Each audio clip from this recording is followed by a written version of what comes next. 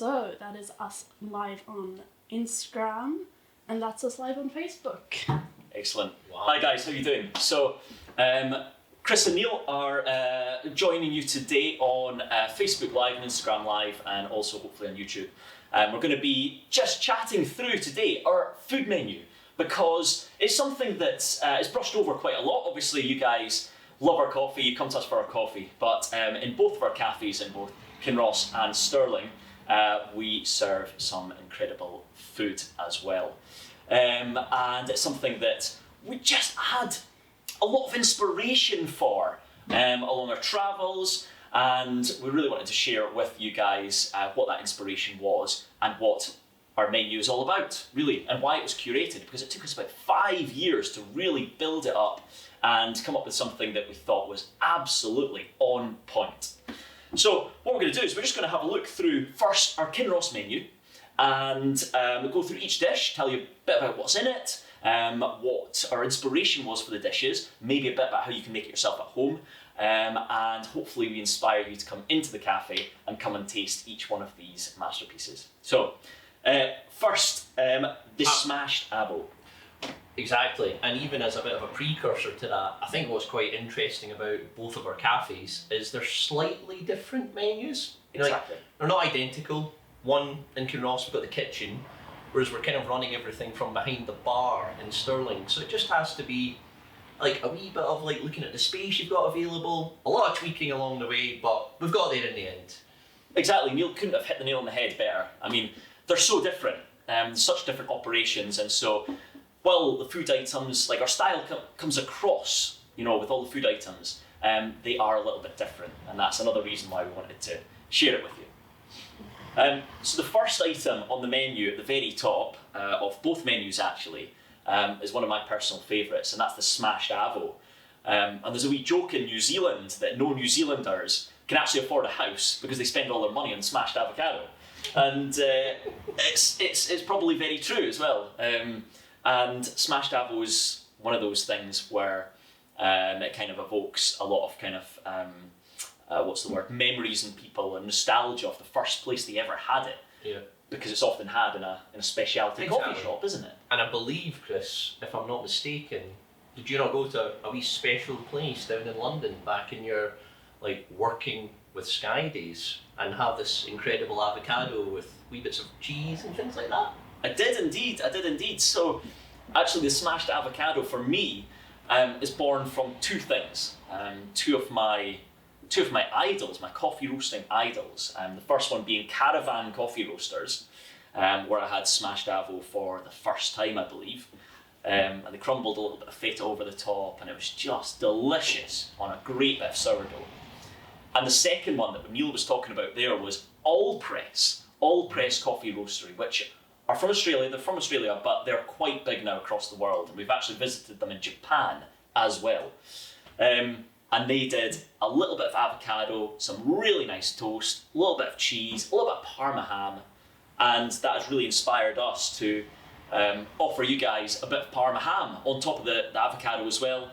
And lots of people actually go for a fried egg at the top, which I believe was Neil's idea. Yeah. I think, as some of you may or may not know, I used to manage an Asian restaurant back in my hometown, and I feel like that use of like chili and a bit of seasoning goes a long way. And Chris and I have both been to in our travels Malaysia, and the fried egg is big time there, especially for us. I think we've even noted it crispy. So it takes like a little bit of sesame oil in the bottom of the pan, just, you know, like letting it become almost like papery thin at the edges. So you get a bit of crunch, but still like a bursting yolk. And I think a great addition. Makes it very brunchy, super continental, and just like, everyone's like, enjoys an egg at breakfast, right? Definitely. And just touching on that, so we've got avocado, we've got a bit of lemon, a bit of chilli in there as well. Of course, a little bit of salt just to bring it together. Yeah. And as Neil says, you know, if you add that crispy fried egg on the top, it is just, absolutely perfect. So absolutely to die for. And that's in both of our cafes. And we make it pretty much the same way in both of our cafes. Occasionally we intersperse it with pumpkin seeds or a little bit of crumbled feta. Yep, which is vegan.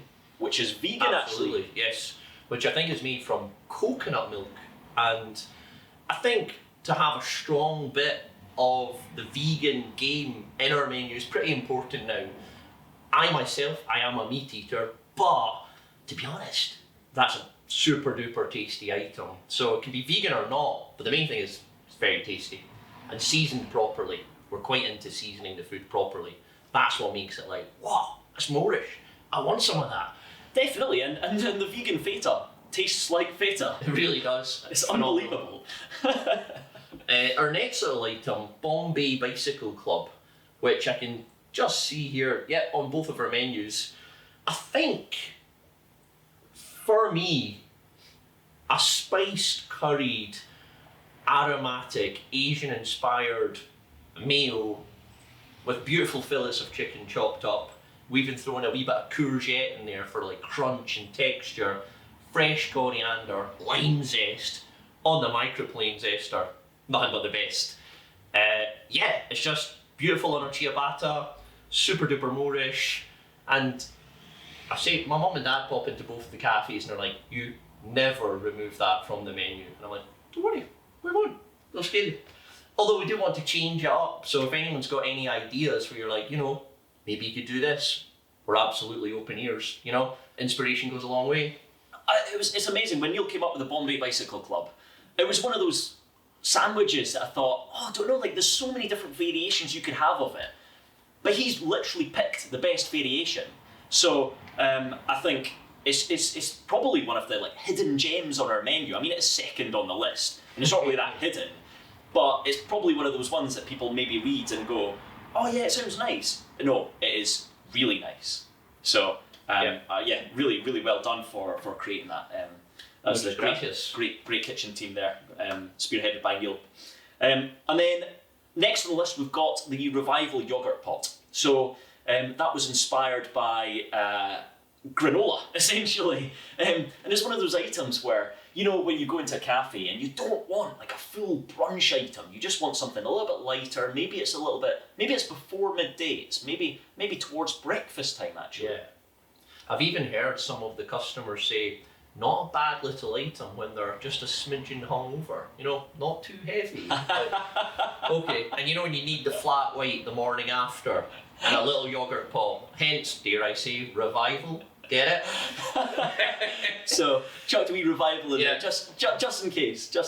And there's like superfoods galore in it. We've got like the berries, the dried peaches, the bee pollen, which is like antioxidant heaven.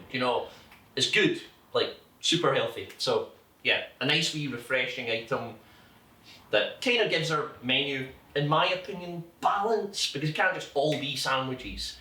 And I think Chris, who's basically the king of the promoter, and I do absolutely agree with him now, he's got a little bit of a sweet tooth, which is where this introduction of waffles came into our menu. And at first, I'll admit it, I thought, do you think people, will they actually order them? I was like, because I'm not a waffle lover. I am a convert now, to be honest. I think it is a very necessary item. And the way that our team, which Emma's actually behind the lens right now, she's mastered the art of making them look aesthetically stunning. So I think they have become phenomenal for us. Definitely, so let's not understate that. Waffles. That is one of our Waffles. One of our amazing dishes we've got. And to be honest, this one is a real special one for me. So the inspiration for these waffles comes from a place in Berlin, a very kind of hipster coffee shop, very cool, called Silo Coffee in Berlin. And I went with my dad. It was my birthday actually, so we went to Berlin together, and we sat in this coffee shop, and the waffles were served on a iron skillet pan, roasting hot, but very simple. Just the waffles themselves, a bit of mascarpone, and a bit of conserve on the top to add that little bit of sweetness. And my God, it was incredible. So went back the next day to get the same thing again, sold out. And because it was a very hipsterish place, they were like, oh yeah, sold out. Just what else do you want? And I kind of really wanted the waffles. So that was the inspiration for the waffles we do here. And to be honest, I think we're doing it even better than them. Yeah. It's just something that you just can't miss out on. So we've got two different types. We've got the sweet and we've got the more savoury. So we've got the mascarpone, the pistachio with honey and black cherry jam, so a little bit more tart. And then we've got the chocolate waffles as well, which is kind of more geared towards the kids. But if you're an adult, we won't. But all the adults order it. Of course. Yeah, they're like, oh, chocolate ice cream. Absolute luxury. Throw it in. And I think, from a gastronomic perspective, if because we care about our food a lot here, you got the raspberry and fresh raspberry cutting through the decadence of chocolate. It's basically like a tarte au chocolat framboise. It's Michelin dining, but served at Unorthodox. So you need to pop down and try it. Oh, so that's the one where you get the Instagram likes and everyone's going to be like, where did you get those? The Instagram likes are important too, definitely. Exactly. So we've got a couple of waffle photos coming up on our feed, watch out for that. And I think we've got two more items which actually differ on both of our menus. So all the rest of it was the same, and we've got two items, one specific to Kinross, so you're going to have to come here for it, and one specific to Stirling. So the Kinross item was masterfully created by Neil as well, and it's called the Peri Peri Popper. I think, am I correct there? It was you? Or I would was say it Emma? Sort of predominantly Emma, but we joined forces to kind of like bring it together. I'll take that back. It was Emma that created it. Not me. And okay, so as a team we helped kind of bring it together, but spearheaded by Emma. So the Piri Piri Popper. Neil, why don't you? Yeah, absolutely. So we basically got these like incredible little vegan bites. So we wok fry them in our house piri piri mix that we actually make ourselves. Just like everything: sumac, cumin, coriander, chili, salt, pepper. That then gets wok fried, and this is for each sandwich, so it's actually nice and hot when you get it as well. We call it shreddus, which I think is a great coined term of shredded lettuce, but gives you the crunch. If you think of some, I don't necessarily want to put us in and amongst this crowd, but if you go to KFC or an establishment like that, that crunchiness versus the meal, and it's a vegan meal, a little bit spicy, with that kind of like unctuous succulence, hot, that's ultimate scran. So yeah, just very, very Moorish. We've served it a lot. We're like, oh, but I don't like vegan food. And I'm like, just try it anyway. Give it a shot. They're like, you never know. It's absolutely phenomenal. And I'm like, cool, happy days. It's an incredible dish, the Piri Piri Popper. Yeah. Where did the inspiration come from? That is an interesting question. I feel like we wanted something that actually had a little bit of heat on the menu, because often it can be easy to play it safe. But if I think of everything that I go for in restaurants, and I do like to visit restaurants, I always want a wee bit of spice, something with a wee bit of kick, and I thought, let's not let this little idea or project for a sandwich become boring. Can actually play with people's taste buds a bit. So just something a wee bit fiery, and I think we wanted, because we were getting a lot of demand for it, another vegan sandwich, because I don't even want to call it a trend or a movement, but with what's going on in the world, I think people are being a wee bit more conscious of eating meat. So it's a good item. 100%, and that's something that really stands true for us, and that's what we believe in. Is that we want to push the boundaries. We don't want to hold back because everybody's serving mild food because that's what the customer wants. We want to push the boundaries. We want to give you a new experience, and that's true for everything at Unorthodox, not just the food but the coffee as well. And the other item that we have in our Stirling Cafe is the Garcia. Now, for me, you just got to go all the way back to basics. You're looking for an incredible, I do anyway when I'm in a cafe, a super duper cheese and ham toasty, right? But at Unorthodox, being non-conformists, there's no way that could be normal. It definitely can't be boring. So we've got this rosemary, can you believe, like seeded bloomer. That goes onto the panini press, little bit of a caramelised onion chutney, a roast garlic mayo, beautiful Iberian Serrano ham, and of all the hams going, I think that's the one. It has this perfect balance of like saltiness but meaty, carries through, juxtaposes against the cheese. We go for what the Dutch would call a gouda, we might all call it gouda.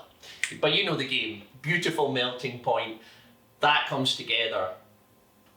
What more do you want in life? That, perfect filter coffee. I think it goes really well actually with, some of our like African filter coffees. I don't know what it is, but if you ever try, say, a safari from Kenya with that Garcia in the Sterling Cafe, let us know what you think about it, because I think it's a pretty good match. Definitely, and I mean that kind of sums up our menu, apart from, say, like we've got wee ice cream bowls here and there as well, but actually, you know what? Rather than having a million trillion items on the menu, loads and loads of choice, we've condensed to maybe 5 or 6 different items there. And we just do things perfectly, rather than trying to do everything averagely. We want to do a few things perfectly, and that's kind of what we stand for. So we hope you're going to join us and come visit the cafe, whether it's Kinross or Stirling. Come and try some of the food items we've just talked about, and give us your feedback. Tell us what we're doing right, what we're doing wrong, and we'd love for you guys to enjoy everything that we do with us. It's a collaboration. We can't just do this ourselves. We are nothing without our customers. We're nothing without our customers. So, for sure. You guys support us so much, and we do everything for you guys. So let us know how we're doing. And what we're going to do is we're going to ask Emma if we've got any questions, because that's what we really want to do. We want to kind of engage with you guys, and if you've got any questions, then we want to hear them, and we'll try and answer them as best as we can.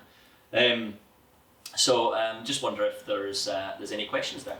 Not had any questions from social media yet, but I've got one. Oh, really? On your perfect visit to Unorthodox Roasters, what are you having? How are you starting? Are you starting with the coffee or having food? Are you then having your next coffee? Talk us through what your trip at Unorthodox Roasters looks like. I like it. So what we'll do, start with Neil. Yep. And then I'll give my answer as well, because I've got a good one. So for me, and let's make it like, just for this experience, cafe specific. Say I pop into our Sterling Cafe and I'd go for a double espresso straight off the bat. That's predominantly served wee stoter. It's a nice, thick, unctuous espresso. Go over to the water tap, usually infused with like ice and lemon. Need something to cleanse that. Then chill out, probably do a bit of work. I was going to say that I was going to read a book, but I'm not the biggest reader. The only books I read is probably like recipe books and like how to run a business books. But yeah, then take my time, and I'd probably say, for me, I'd maybe jump into Bombay Bicycle Club. Just nourishes me, makes me feel like satiated and full, and with that, that's when I absolutely would be ordering a filter coffee from the V60 bar. We rotate that a lot, so I think at the moment they're serving Kaleidoscope, which is a coffee from the Democratic Republic of the Congo, full of gorgeous fruity flavours, great texture. And yeah, after that, I'll just relax, because there's no rush in our cafes, right? We actually do just enjoy people coming, chilling out. It's like a home from a home. You want to feel relaxed, enjoy life. Well, this is one of the things that it's so true, that we're not in London, we're not in Edinburgh, we're not in Glasgow, and these cities they're quite busy, and they don't really allow you to sit and use the Wi-Fi or spend a bit of time to chill out. Whereas in Kinross, it's just a town, and Stirling's a city, but it kind of acts a bit like a town. Yeah. So we encourage you to sit and enjoy and just spend a bit of time.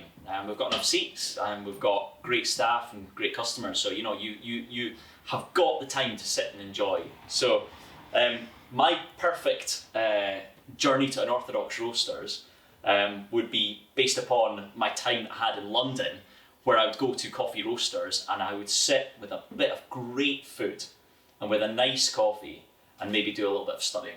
And that's exactly the reason why we designed Unorthodox Roasters, is to do that, is so you can come in, and I would personally start with the yogurt pot, and I would have a filter coffee, of course, and I would enjoy, do a bit of people watching, maybe read the paper, and have a chat to the person next to me as well. You know, we have big tables where I'm encouraging you to sit next to people, socially distant, of course, at this time, and I would enjoy the atmosphere. That's that, and for me, that would just be the perfect trip to any cafe, never mind Unorthodox Roasters.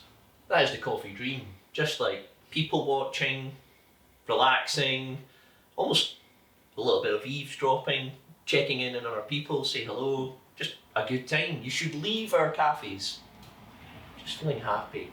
We serve you well, you've enjoyed what you've had, and then go on and conquer the world. So we've had Yes. a couple of comments. People seem to be interested in the cheese and ham toasted in Sterling. 4. And then we've got one not quite on the topic of food, but they're wondering if we're ever going to be open sort of later in the evenings. Indeed. So we've discussed this multiple times.